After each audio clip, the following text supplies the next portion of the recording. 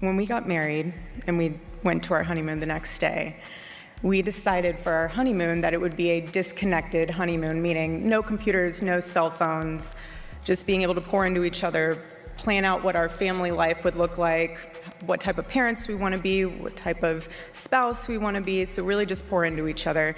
And so, again, no phones, but at the time, Charlie's assistant gave Charlie a bat phone for emergencies, so there was only emergency phone numbers on this phone. For years, people imagined Erika and Charlie Kirk's honeymoon as the beginning of some perfect conservative love story, until Charlie's own sister started exposing what was allegedly happening behind the scenes, because once people revisited that honeymoon story, the details stopped sounding romantic and started sounding deeply uncomfortable. And now, a lot of viewers think Charlie may have realized something about Erika far earlier than anyone originally believed. And once people started connecting Erika's old stories, the family tension, and the things Mary allegedly began exposing later on, that honeymoon stopped sounding romantic altogether. It started sounding like the moment Charlie realized something wasn't adding up. The reason people are taking this seriously now is that the criticism surrounding Erika is no longer coming from random gossip pages online. It's allegedly coming from Charlie's own family. That changes the tone immediately, because internet rumors are one thing. Family members quietly distancing themselves is something else entirely. Over the past few months, viewers have noticed growing tension between Erika and Charlie's inner circle, especially his sister Mary. According to online speculation, Mary allegedly became uncomfortable with the way Erika handled Charlie's image after his death. And once people noticed that tension, they started revisiting old clips differently, especially the honeymoon story. Erika once told an audience about how she and Charlie wanted a disconnected honeymoon. No social media, no distractions, no outside noise, just the two of them focusing on marriage and building their future together. She repeats this story when giving a speech after collecting an honorary degree in honor of Charlie. When we arrive, we go straight to the gym, because that's what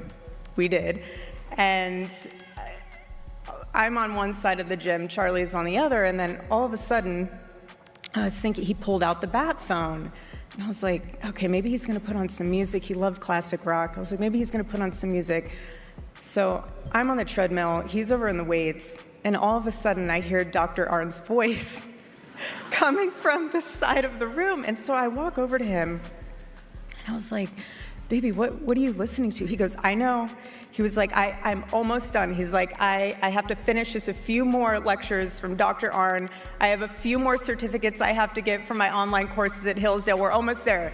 I can't skip him. I was like, baby, you do what you gotta do. At first glance, the story sounded sweet, but then she added one detail that completely changed the mood. According to Erika, Charlie still carried what she described as a bat phone for emergencies. And during the honeymoon, Charlie allegedly spent time listening to lectures connected to Larry Arn and Hillsdale courses instead of being fully present with his new wife. The audience laughed when she told the story, but people online aren't laughing anymore, because once Charlie's sister allegedly started hinting there were deeper issues behind the scenes, and viewers began asking why a man on his honeymoon already seemed mentally checked out. That's what shifted the entire narrative. People started looking at that moment less like a funny newlywed story and more like the first visible crack in the marriage. And the timing is what makes it uncomfortable, because critics now believe Charlie may have started noticing contradictions in Erika much earlier than people originally thought, especially once older parts of Erika's past started resurfacing online. For years, Erika publicly promoted an image of discipline, modesty, and traditional values. She spoke about avoiding certain lifestyles, warned women about modern culture, and framed herself as someone who lived very differently before meeting Charlie. Then the internet pulled receipts. Old reality TV clips resurfaced. Archived social media posts came back. I never dated here because I saw vicariously through my roommate how terrible it was.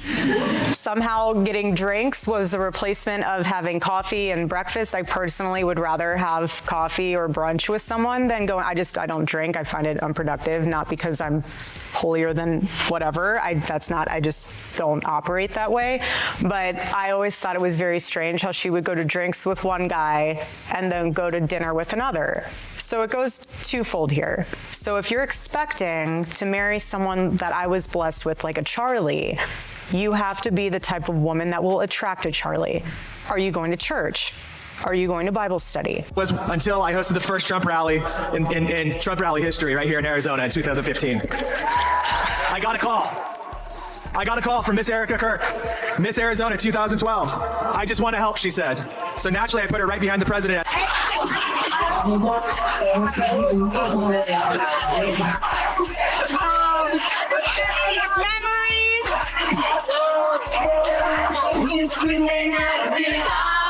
Past relationships that people claimed she denied suddenly became public discussion. And once viewers lined everything up, the issue stopped being whether Erika had a past, but became why so much effort allegedly went into rewriting it. That's where the conversation around image control really started exploding. Critics pointed to deleted pages, disappearing online bios, old footage becoming harder to find, and stories that suddenly no longer matched previous timelines. Then came the Romanian Angels controversy. Online users revisited Erika's charity work in Romania. And while the organization publicly presented itself as humanitarian outreach, internet speculation quickly turned darker once people started questioning missing details, old connections, and resurfaced interactions from Erika's past. None of the major allegations tied to those discussions has been proven, but once people already suspect someone is hiding parts of their image, every unanswered question starts looking bigger. And according to viewers following this story, Charlie's sister allegedly became one of the first people close to the family to subtly push back against Erika's public narrative. That's why people think the honeymoon matters so much, because if Mary is now exposing cracks publicly, viewers are asking whether Charlie privately noticed those same cracks years earlier. And honestly, the deeper people go into this story, the stranger the family dynamic starts looking. Reports and rumors have circulated claiming Charlie's parents were connected to leaked conversations and recordings Erika allegedly never wanted getting out publicly.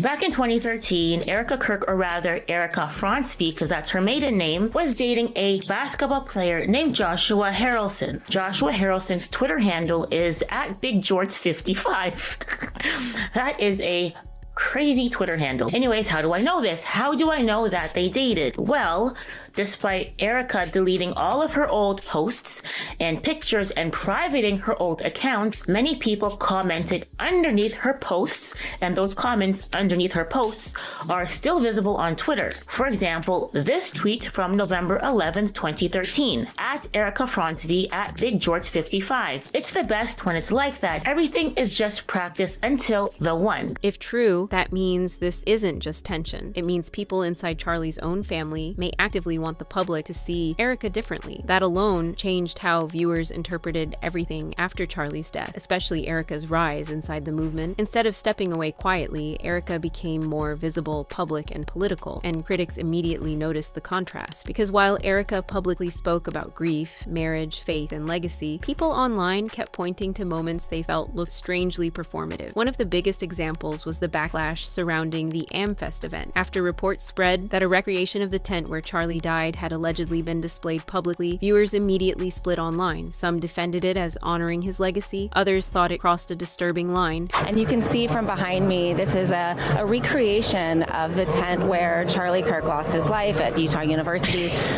in September, and people are taking selfies with it. I can't. I cannot. I am not capable of whatever that. When I saw this, I realized I do not know enough words. I had to consult a thesaurus, and I still could not land upon the correct adjective to describe how I felt when I saw that tent. People taking selfies under a recreation. I don't know if it's actually the tent. It looks like it's pretty old, or a tent that Charlie died under. That's what was happening at AmFest. Horrified.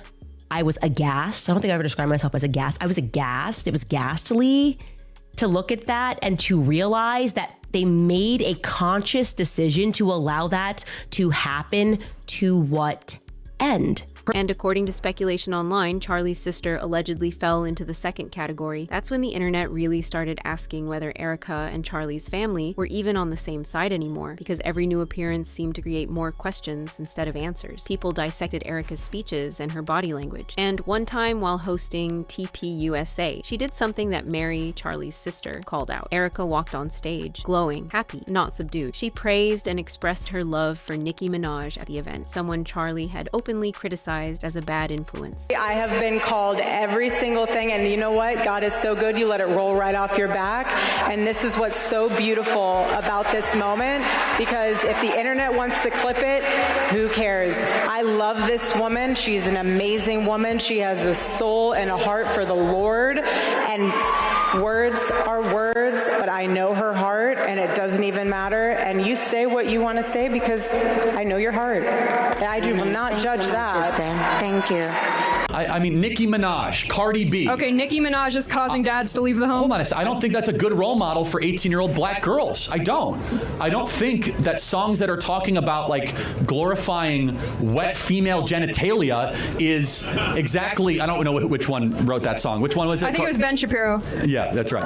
Yeah. Even verbal slips during public appearances became an internet discussion overnight, saying once her husband was assassinated, as she expected it, then she accidentally said grift instead of grit while honoring his work, because people now view everything through a completely different lens. And once the honeymoon story got pulled back into the conversation, viewers began treating it like the beginning of a pattern. What I've learned the most in these past 3 months is that my husband, he deeply mattered on a multitude of levels, so much so that it proved even more once he was assassinated. How much of a peacemaker he was. Despite the devastating loss of Charlie Kirk, my incredible husband at UVU, Caleb has persisted with the same gift. Grit. It has been a long day. Trust me, you're not a grifter, honey. It's all good. A husband already distracted, a wife carefully controlling the narrative, a family quietly pulling away in the background. That's the part people can't stop talking about. Because if Charlie's own sister is allegedly exposing Erica now, years later, then viewers naturally start wondering what Charlie himself may have noticed privately while he was still alive. Did the honeymoon reveal a side of Erica the public never saw? Did Charlie realize the image being sold publicly didn't fully match reality? Or was the pressure surrounding their world already creating cracks before the marriage had even truly started? Nobody can say for sure. But people online keep coming back to the same uncomfortable observation. One user wrote, "No tech on the honeymoon, but do online courses." She tripped her words there. Another bluntly said, "The whole honorary degree is such a useless scam." Yet another online critic blows hot, "Gym on honeymoon, lectures on honeymoon. I am 65 years old and it sounds like a fairy tale. It gets worse every time she speaks." Then this user said, "Yeah, she literally got rid of him and took his job to do things her way. Guarantee she never loved him." The more information that comes out about Erica, the worse the honeymoon story starts sounding. And if it really was just an innocent newlywed moment, why does Charlie's own family allegedly keep revisiting the same questions? What do you think? Drop your thoughts in the comments. Let's talk about it, and make sure to hit that like and subscribe button because this story is far from over.